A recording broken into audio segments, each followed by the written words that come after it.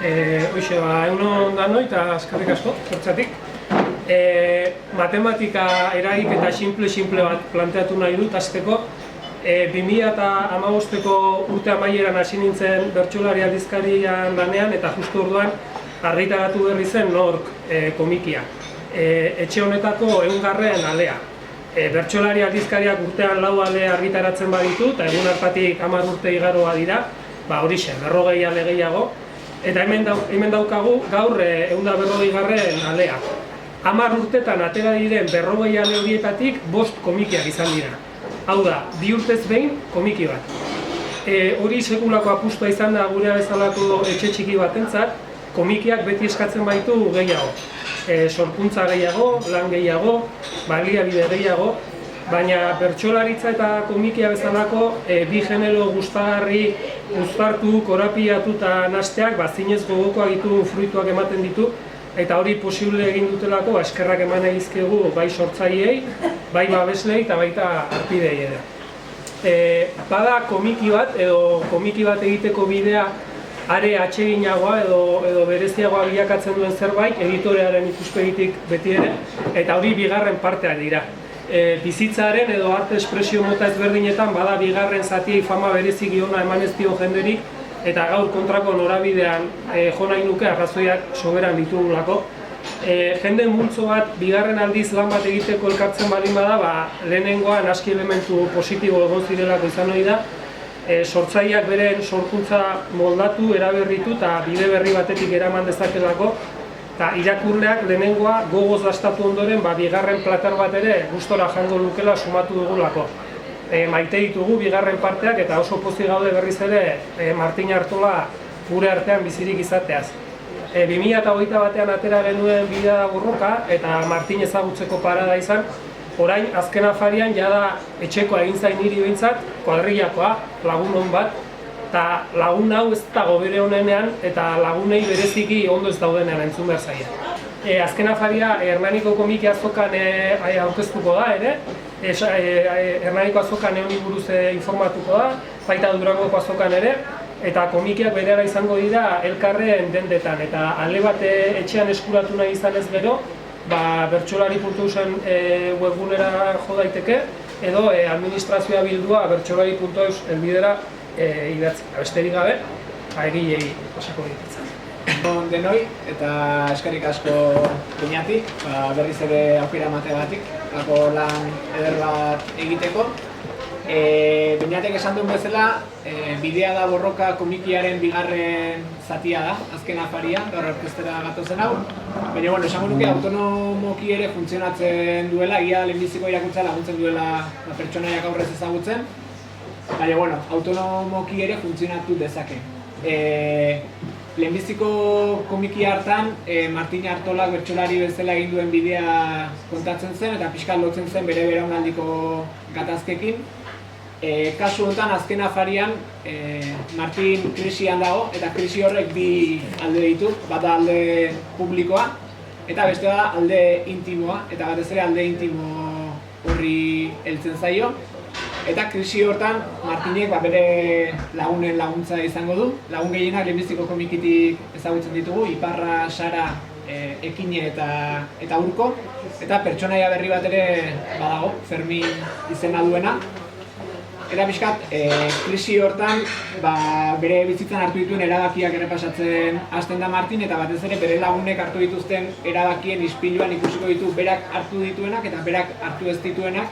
Azkenean bizitzan bide bat aukeratzen denean, beste bide asko baztertzen direlako, eta hor badago beti zalantza eta kontraesanak beti egoten dira. Eta komiki honetan, heldu diegu familia ereduei, gurasotasunari, euskararen egoerari, militantzia ulertzeko moduei, autoridadea hartu eta banatzeko moduei. Baina, 2024an jaso genuen enkargua, 2024ko udaberrian esango nuke, eta nik pentsatu nuen, ze ondo, udaberrian hasi gidoi idazten, da udarako bukatuta eukiko eta gero txapelketa etorriko eta listo. Baina tartean blokeo desente euki ditut idazteko prozesuan, gaiengatik oso gertukoak egiten zitzaizkidarako, eta azkenean, bai ni eta bai ganera ineko jende asko ukitzen duten gaiak direlako, sentitu dut pixkat gidoitik urruntzeko beharra eta distantzia hartzeko beharra eta pixkat pausatzen usteko denbora bat behar izan dut. Beste alde batetik blokeoan neukan kontaketa egiteko moduaren gatik, bazkenean bertsolarion joera delako dana borobiltzekoa eta pixkat komikiak alor diferenteak ikutzen baitu, alor bakoitza borobilduta usteko joera da gurea naturalki eta sentitzen nun justu hori zela egin behar ez nuena, bazkenean personaia bera ere krisian dagoelako, zalantza dauzkalako eta zalantza horiekin bizitzen ikasi behar dudako, baina ez dituelako zalantzak inoiz ebazten. Orduan, kosta intzait kontaketa modu hori bilatzea. Eta hirugarren blokeoa zen, pixkat, azkenean liburua beraren normalean joera da borobiltzekoa eta oreka bilatzekoa, kapitulu guztien artean, kontakizun guztien artean. Baina nire kasuan, lehenbiziko komikian diskurso batetik abiatzen baginen, pixkat diskurso hori kontatzeko plataforma bat sortzen bagenun, kasu honetan kontrako bidea izan da. Plataformaia sortua zegoen, pertsonaiak ja sortuta zauden, eta pixkat helburua gehiago izan da pertsonaia bakoitzari bere bidea egiten uztea, historio bakoitzari ematea bere tonua eta bere kontatzeko modua, eta alde hortatik nire beldurra zen ez ote zen liburu desorekatu xamarra geldituko, kapitulu batetik bestera bai kontatzeko moduan, bai luzeran, sakoneran, alde desentekoa dagoelako, baina erabakia zen hola ustea, gordin xamar ustea, eta gero ja irakurlean esku egongo da hortik aurreako irakurketak eta egitea, beraz, kontziente bera desoreka hori badukala liburuak. Eta kontatzen dena pixka da lagun honen arteko afari bat, lagun hon izandakoen arteko afari bat, bizitzak leku diferentetatik eraman dituztenak, nor bere norabide hartu du, nor bere traizioak egin dizkio gaztetan egin zuen bizitza ideal horri, eta pixka mai bueltan jarri eta horren inguruan hitz egin dute, eta pixka kapitulu bakoitzak kontatuko da bakoitzaren ibilbide hori. Eta bukatzeko, eskerrak eman nahi nizkieke Aratzi eta Zabale eta Anaiei, gaur aurkezpena hemen egiten uzteagatik, guretzak gertuko lekua eta justu komiki honentzako bada aurkezteko leku egoki bat, pertsonaiak ere ideologikoki eta bizitzako posizioetan oso urruti dauden pertsona dialako, eta justu Aratz Donostin bada jende diferenten elkartzen duen tabernetako bat, gure joerarako normalean bakoitza bere tribuan biltzeko, eta justu Aratzen ondo jateaz aparte, hori ere badago. Beste inun topatuko elitzaken jendea elkartzen da, beraz, plazer bat, hemen aurkeztea.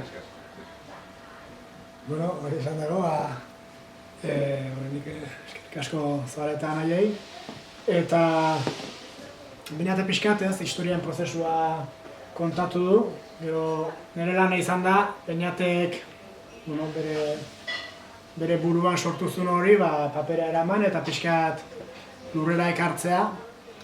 Eta esango nuke, ez dakit, konparatzen hasita aurreko horren dela 4 urte genuen komiki horrekin, asko eskatu diodala nire buruari, askoz gehiago eskatu diodala nire buruari emaitza aldetik behintzat.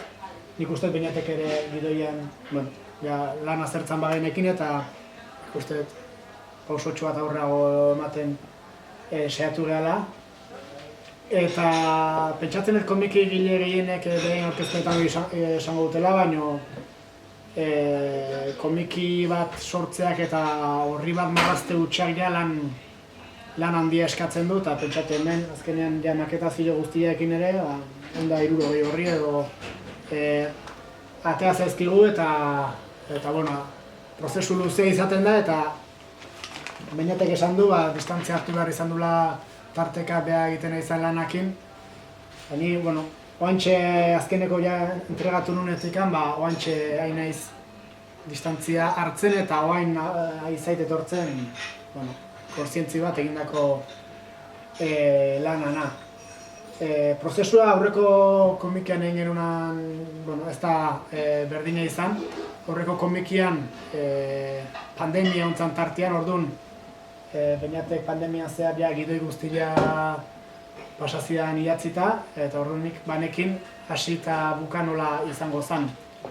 Eta bain berriz, zorionez pandemiak ez du izan tartean, baina horrek esan nahi izan du, biok lana nola batera txu egin behar izan dugula. Beñatek hasieran adostu genituen bion artean adostu genuen historioan komiki honetan ze pasako zein izago zen pertsonaiak, baina gero ja gidoia esplizituki egin ahala, jo naiz egiten oso ondo, ze izango ziren, etorriko ziren dialogoak eta jakin gabe. Eta esan behar dut, hasten nintzala horri bakoitza egiten, eta harrituite ninula Beñatek egindako gidoiak, justo hausea nik gaur egun marraztu nahi detena eta nola egiten nik marrazten asmatzen ez detena edo kontatzen jakiten ez dena. Eskotan komik egileak eta oso ohituta gaude, bestelako kontu batzuez hitz egiten, fikzio baino, gure gandik urrunagoko gaiak tratatzen eta niri hauxe gustatzen zait gure buruz hitz egitea, gure garaiari buruz, gure inguruari buruz. Eta Beñaten gidoian hauxe aurkitu dut eta esango nuke lan luzea bai, baino plazerezko ordu asko pasaitu dela hau egiten.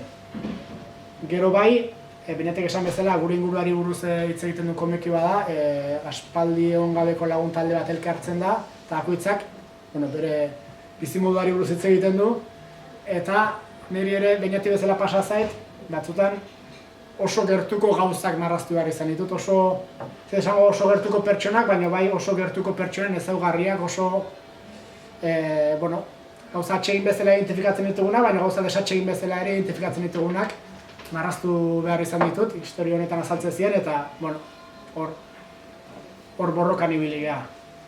Baina pentsatzen dut, Beñat eta ni jaiokean eta garaian jaiotako eta inguruan jaiotako bi pertsonak kontatzeko dakaten hauantxe hauxe dela, eta batez ere horrekin nago gustua. Itzen ezakegu mila gauzei buruz, mila gairi buruz, baina fonduan esateko dakaguna Beñatek eta nik, pixka bat, gure garaiai buruz, hauxe litzake.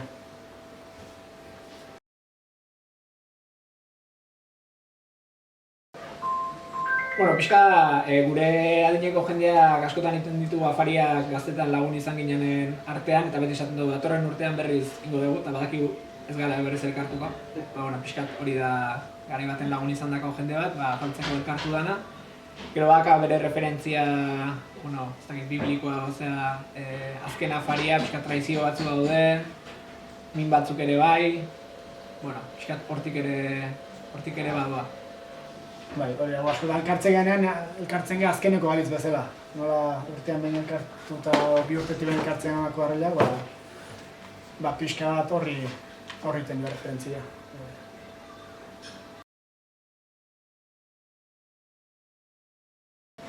Erraxago esan. Bai, gure paperak oso garbi dazkagu.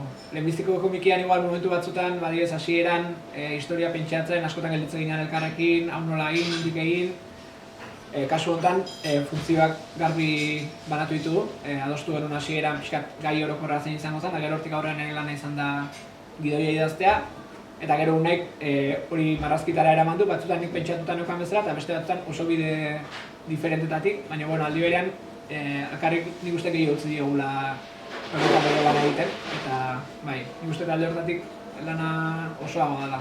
Lehenbizikoan igual asko sartze ginen elkarren gauzetan, eta netzako erresago izan da.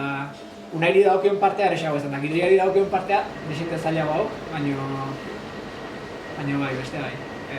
Igual berak ez du berdin esango, ze lehenbizikoan gidoi oso bat entregatu nion, da kasu honetan urte pasatu nire atzetik, baina gehiago izan da,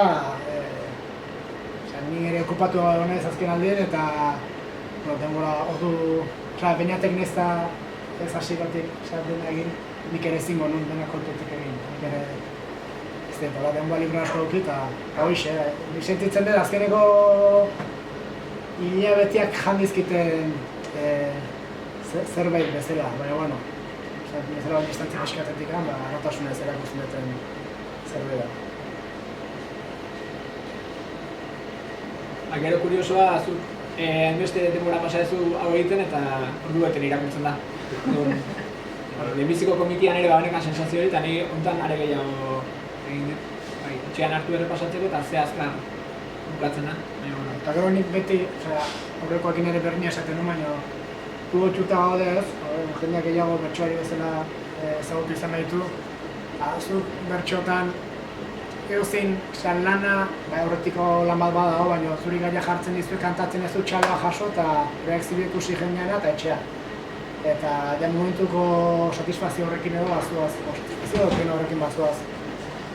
Kasu honetan, zain beste ordu pasatzen dituzu, enprenta bialtzen duzu eta txaluak nun daude.